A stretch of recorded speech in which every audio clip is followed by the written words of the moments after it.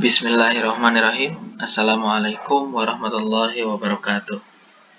Bersama saya Rosi Bahidi. Pada kesempatan kali ini, insya Allah kita akan sedikit membahas mengenai tema hidup tenang dengan kejujuran, amanah, dan istiqomah.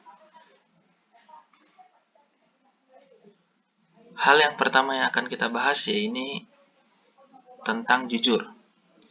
Jujur itu bisa kita artikan sebagai kesesuaian sikap antara perkataan dan perbuatan yang sebenarnya. Jadi, ketika kita telah menyelaraskan apa yang kita katakan dan apa yang kita perbuatkan, maka pada hakikatnya kita ini telah berperilaku jujur. Mengapa jujur ini merupakan sebuah hal yang menarik untuk kita bahas kali ini? Karena jujur itu merupakan sebuah hal yang penting. Bisa kita bayangkan apabila kehidupan kita di dunia ini tidak dihadirkan orang-orang yang jujur. Kita hidup di dunia ini dikelilingi oleh orang-orang yang senantiasa selalu berdusta. Maka apa yang akan terjadi? Niscaya kondisi dunia jika tanpa adanya kejujuran, yang akan muncul itu hanyalah kezaliman, saling tidak percaya, adanya orang yang dirugikan dan merugikan. Jelas, ini merupakan sebuah hal yang sangat berbahaya. Karenanya, orang yang bisa berlaku jujur itu merupakan orang yang hebat. Karena berperilaku jujur atau berperilaku sesuai antara apa yang ia katakan dengan apa yang ia lakukan itu berat sekali. Karenanya, seseorang yang bisa berperilaku jujur ini akan mendapatkan ganjaran yang sangat besar, sebagaimana yang dituturkan oleh Rasulullah Shallallahu Alaihi Wasallam, an Abdullah ibni Mas'ud anin Nabi Shallallahu Alaihi Wasallam qol inna sidqa yahdi ilal birri wa innal birra yahdi ilal jannah, rawahul Bukhari. Yang artinya dari Abdullah ibni Mas'ud radhiyallahu anhu, Rasulullah Shallallahu Alaihi Wasallam bersabda, sesungguhnya jujur itu membawa kepada kebaikan dan kebaikan itu membawa ke surga. Hadis riwayat Bukhari. Jadi, bila kita lihat dari redaksi kalimat ini, sesungguhnya Rasul itu ingin menjelaskan bahwasanya berperilaku jujur itu merupakan sesuatu yang sangat dianjurkan. Karena dengan kita berperilaku jujur, itu menuntun kita kepada jalan kebaikan. Jalan yang senantiasa mengantarkan kita ke dalam surga. Karenanya, penting bagi kita untuk sedari sekarang memulai hidup dengan jujur. Kita berusaha sedikit demi sedikit agar apa yang terucap dari lisan kita ini sesuai dengan apa yang kita lakukan. Materi yang kedua yang akan coba kita gali adalah seputar amanah. Tentu kita acap kali mendengar, semoga kepemimpinan kali ini bisa dijalankan dengan amanah, semoga amanah yang diberikan bisa kita jalankan dengan baik. Lantas, ketika kita sering mendengar arti dari kata amanah, apakah kita bisa merealisasikannya? Kita bisa lihat, amanah ini bisa diartikan merupakan orang yang dapat dipercaya. Orang yang dapat dipercaya ini merupakan orang yang senantiasa bisa menjalankan apa yang dititipkan kepada dirinya dan menjaganya serta memberikan kepada orang yang berhak. Ini yang dinamakan dengan amanah. Tentu amanah ini merupakan sebuah hal yang baik, hal yang perlu dijalankan setiap orang, sebagaimana yang diriwayatkan dalam hadis Bukhari dan Muslim, bahwasanya masing-masing dari kita itu adalah pemimpin yang akan dimintai pertanggungjawaban atas kepemimpinannya. Seperti halnya seorang kepala negara adalah pemimpin yang pertanggungjawabannya itu terhadap rakyat yang dipimpinnya. Begitu pula kasusnya kepada diri kita. Apa yang kita lakukan itu merupakan pertanggungjawaban dari diri kita. Sehingga jika kita sudah mengetahui mengenai amanah, jika kita sudah mengetahui mengenai pentingnya menjadi sosok yang dipercaya ini, maka insya Allah kita nantinya akan senantiasa menjaga kepercayaan orang lain. Kita tidak akan menjadi sosok yang berkhianat. Terlebih, kita juga sudah seharusnya memang bersikap amanah. Toh, yang menjadi panutan kita, Rasulullah Shallallahu Alaihi Wasallam saja merupakan sosok yang amanah, bahkan diberi gelar Al-Amin, sosok yang sangat dipercaya. Dan yang memberikan gelar itu bukan dari orang-orang Muslim saja. Bahkan jauh sebelum Islam itu ada, Rasul itu sudah digelari Al-Amin, sosok yang amanah. Orang-orang non-Muslim itu mereka memusuhi Nabi Muhammad. Itu bukan semata-mata karena pribadi Nabi Muhammad, melainkan apa yang dibawa oleh Nabi Muhammad. Karena pada hakikatnya Rasul ini merupakan orang yang sangat mereka percayai, orang yang sangat mereka hormati. Jelas, karena Rasul ini bukan merupakan sosok yang khianat. Ia diberikan banyak sekali kepercayaan selama ia hidup, selama ia berdagang. Ia banyak sekali diberi kepercayaan. Lantas kenapa ajaran yang dibawa oleh Rasul ini mereka musuhi, orang-orang non-muslim ini musuhi? Karena pada zaman jahiliyah dulu, orang-orang ini menentang ajaran Rasul karena tidak sesuai dengan kebutuhan mereka, dengan tabiat mereka yang senantiasa mengedepankan hawa nafsu mereka. Karenanya, Rasul itu mendapatkan beberapa serangan murni bukan karena pribadi Rasul. Akan tetapi, karena orang-orang non-muslim itu tidak setuju akan ajaran yang membawa kedamaian, ajaran yang menghindarkan dari kezaliman. Mereka tidak setuju orang-orang non-muslim. Karenanya, perlu kita cermati bahwasanya Rasul kita, panutan kita, itu merupakan sosok yang dipercaya. Bukan hanya di kalangan orang Muslim saja, melainkan di kalangan orang-orang non-Muslim yang tanda kutip jahiliyah pun mereka percaya kepada Nabi Muhammad. Karenanya penting bagi kita untuk menjadi sosok yang dipercaya, layaknya teladan kita Rasulullah Shallallahu Alaihi Wasallam. Nah, untuk kita bisa mengarah kepada amanah ini sendiri, maka kita perlu mengetahui terlebih dahulu macam-macam amanah. Apa saja? Yang pertama, amanah terhadap Allah Subhanahu wa Ta'ala. Apa yang dimaksud amanah terhadap Allah Subhanahu wa Ta'ala? Amanah terhadap Allah Subhanahu wa Ta'ala dapat kita gambarkan sebagai wujud ketaatan kita dalam menjalankan segala yang diperintahkan Allah dan menjauhkan diri dari apa yang dilarang Allah. Kita harus senantiasa berpegang kepada itu.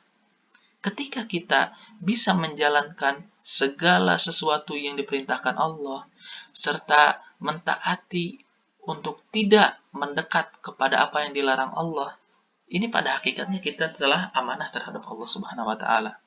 Karenanya, kita harus senantiasa membiasakan diri kita agar kita bisa senantiasa amanah terhadap Allah Subhanahu wa Ta'ala.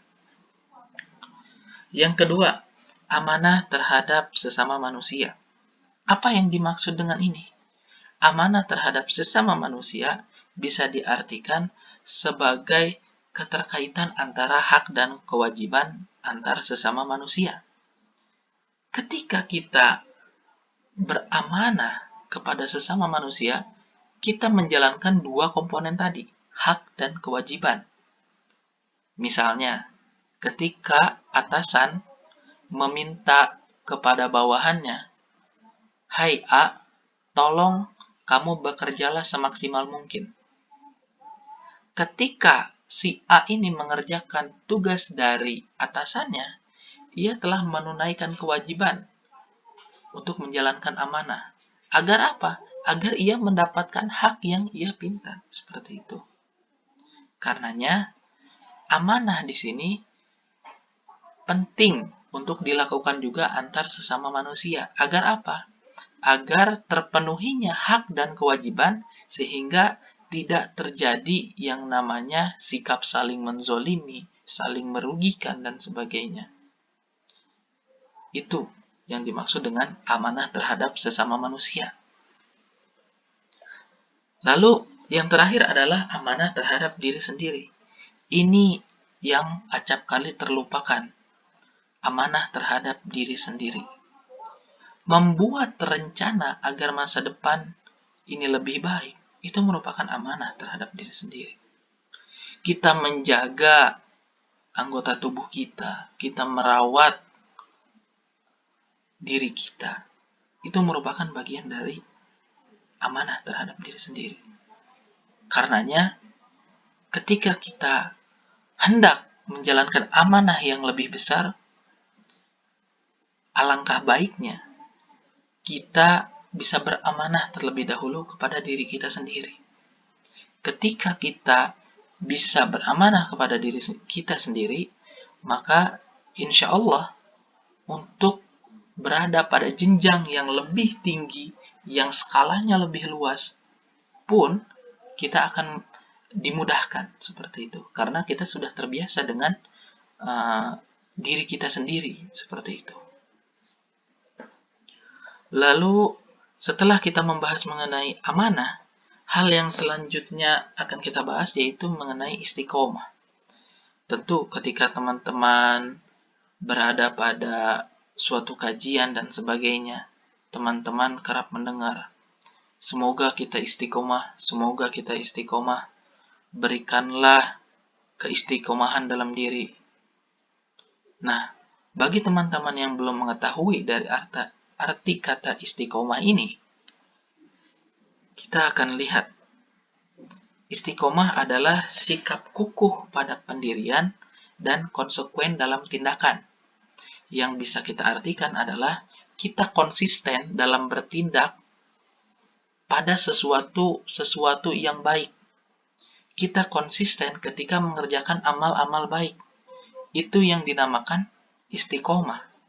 Karenanya, kita berperilaku baik itu menjadi landasan utama dalam beristiqomah. Karena kita tidak akan mencapai kata istiqomah ketika kita bahkan tidak berperilaku baik.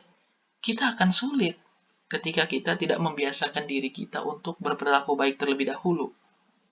Untuk senantiasa memperbaiki diri kita. Kedepannya akan sulit untuk istiqomah. Karenanya, awal yang baik untuk bisa beristiqomah adalah dengan menjalankan kebaikan itu sendiri.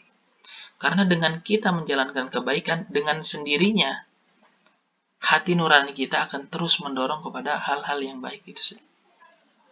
Sehingga penting bagi kita, jika ingin istiqomah, maka menjalankan kebaikan dengan sepenuh hati. Sebagaimana yang tertuang dalam Quran Surat Al-Ahqaf ayat 13, sesungguhnya orang-orang yang berkata Tuhan kami adalah Allah, kemudian mereka tetap istiqomah, tidak ada rasa khawatir pada mereka, dan mereka tidak pula bersedih hati. Karenanya, penting bagi kita untuk senantiasa beristiqomah. Karena dengan kita beristiqomah, utamanya dalam hal-hal kebaikan, dalam menjalankan segala sesuatu yang diperintahkan, ini akan berdampak positif terhadap diri kita. Kita akan mendapat manfaat tersendiri dengan istiqomah menjalankan sesuatu hal yang baik. Kita tidak akan lagi khawatir akan melakukan perbuatan-perbuatan yang dilarang oleh agama. Kita akan senantiasa terjaga dalam berperilaku di masyarakat. Karena apa? Karena kita beristiqomah. Dan memang melakukan istiqomah ini bukan perkara yang mudah. Perlu kita sadari, bukan perkara yang mudah. Akan tetapi, selayaknya kita sebagai seorang muslim tentu perlu untuk berusaha, dan berusaha. Karena dengan kita senantiasa mengupayakan kepada sikap istiqomah ini, kita terus berdoa agar diberikan kekuatan untuk menjalankannya. Insya Allah kita bisa menanamkan sikap istiqomah ini. Sebagai contohnya, istiqomah itu perumpamaannya layaknya makan lah. Layaknya makan. Tentu kita akan terus-menerus melakukan kegiatan makan ini. Karena kita sudah terbiasa. Apabila tidak diberikan makanan ke dalam tubuh kita, maka akan ada sesuatu yang salah dalam kondisi tubuh kita. Begitu pula dengan kebaikan. Diumpamakannya seperti itu. Ketika kita sudah beristiqomah dan kita sekali saja atau kadang-kadang tidak terbiasa pada kondisi yang kita istiqomahkan, maka nantinya akan menjadi sebuah hal yang merasa aneh seperti itu. Semoga kita senantiasa bisa diberikan kekuatan untuk bisa menjalankan segala yang diperintahkan oleh Allah dan mentaati beragam larangannya juga secara istiqomah. Itu saja penjelasan kita mengenai sikap jujur, amanah, dan istiqomah. Semoga 3 sifat mulia yang Rasul contohkan ini, yang Rasul telah tunjukkan kepada umat-umatnya terdahulu, bisa kita tiru. Bisa kita aplikasikan dalam kehidupan kita sehari-hari. Karena insya Allah dengan kita senantiasa berperilaku jujur, senantiasa menjalankan amanah dengan baik, dan beristiqomah melakukan kebaikan, kita bisa senantiasa digolongkan kepada orang-orang yang berada pada jalan yang lurus. Itu saja yang bisa saya sampaikan. Mohon maaf atas segala kekurangan. Terima kasih. Wassalamualaikum warahmatullahi wabarakatuh.